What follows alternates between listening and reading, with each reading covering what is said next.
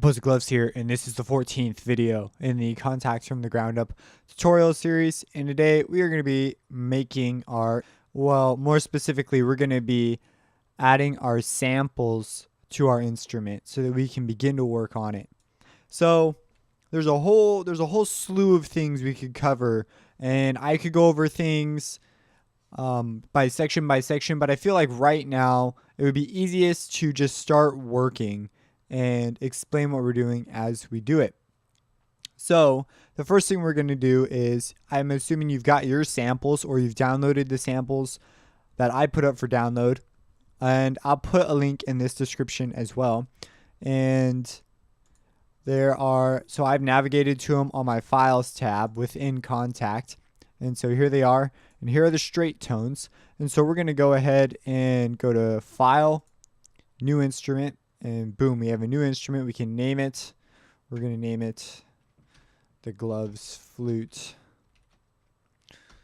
I'm not going to lie, it's going to be a really ghetto flute. You could hear from the samples I was using earlier, like, we're going to use mostly processing to see how magical we can make it. So when you go in instrument edit mode, this little bar right here, we have no performance area yet. We will be making one though. But we come up here, we have our little edit icon, and we have our 5 areas as we talked about, and the one we're going to focus on today is the mapping editor. So go ahead and click that, and it will open our mapping editor. So there are ways to map samples in automatically, and there are ways to do it manually. I'm going to do it manually simply because for me, it is just the easiest way to do things. I didn't tag them quite the most efficient way possible, so that's another reason why I'm going to do it manually. But if you tag your samples properly, you can import them automatically, and we'll talk about that when we go over it in more detail. But for now, we want to get our sounds onto our keyboard so that we can begin to play our flute. So we're going to go ahead and select our sounds that have a 5 next to them, because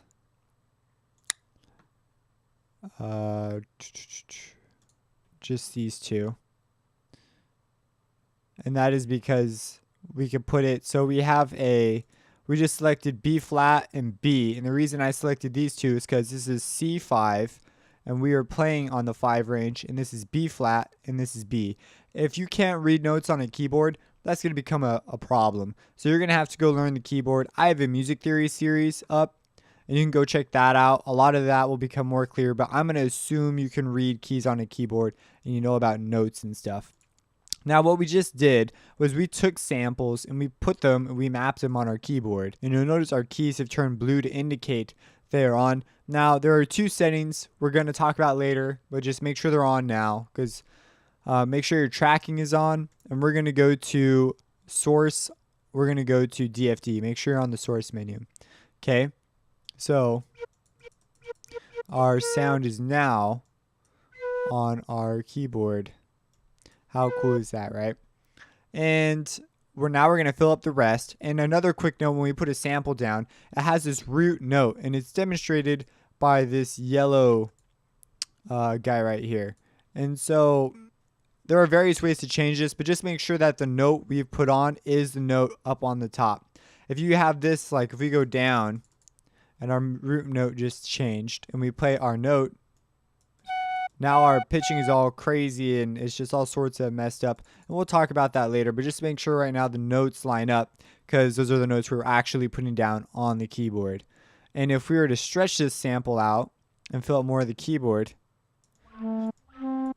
it gets pitched accordingly, but it's according to that root note. If we change the root note, it would change, everything is relative to where this root note is. So if it thinks that this is an F and we're hitting an A sharp, it's going to pitch it up. So we won't be getting an A sharp when we hear it, but that's not the case. So just so you know. So we're going to select our C6, and then we're going to select pretty much everything from C6. And you'll notice that if we drag up, one sample takes up a lot more room. If we drag down, we'll get a 1-to-1 ratio. That's what we want. 1 sample for every key. drum loops and stuff, you may not want that. And you can move in here like this. You can also hit Control plus or just plus and minus. I don't know. You're supposed to be able to hit the plus minus key for things to zoom in and out, but you can hit plus and minus down here. Not exactly the most navigation friendly, but it works. And so we have those samples up, and then we just have a few more left to go. Oh, I just realized here, delete those samples. We'll put our C in, C#6, and now we'll put our D in. See, this doesn't work because of how I did it, but we'll just drag them in one at a time. Whoops. Oh, it didn't go on top, so I guess we got lucky there. E. You'll also notice that our samples are named accordingly. So if it doesn't line up here, and you'll see that our root note also lines up with what we have going on, and it's also the yellow note, which helps identify it. F, F#, G#, G, A#. And now there are auto ways of doing this, as I said before, but once again, especially when we're working on more complex stuff, this honestly is just, I've had the least amount of problems with this one because you just do it one at a time and you're very aware. And we want B6 specifically, and we don't have a C7 on these. On our vibrato we actually do. So it'll be kind of weird because when we switch groups to a different mapping setting with different samples, we'll actually have another key, which would be kind of funny. But now you can hear our instrument is now playable. It doesn't sound the greatest because, first off, we haven't processed or done loops to anything, but we have an instrument. And so now we want to save our progress. So we're going to go up here, save edited instrument, gloves as. So we're going to go ahead and do that. And we're going to create I'm going to create a folder. New folder. This is the first instrument I've actually created on this computer. So I'm going to call this Kontakt Instruments, because I'm going to put any of my instruments I find in this folder. And then I'm going to create new folder, posing gloves, and I'm going to do one more new folder, and then gloves flute. And in gloves flute, I'm actually going to put gloves flute. Why would I do that for a whole separate folder? Well, we might want presets and variations on it, and so we want a folder to put this stuff. So now our file is there, so we won't lose our progress anymore. So we have that. Now you might say, oh, well, this doesn't start off quite the way I want it to. Well, you're right. And so what we want to do now is we want to go into the wave editor, and from here we can set up our loops so that things start and stop in a predictable way. And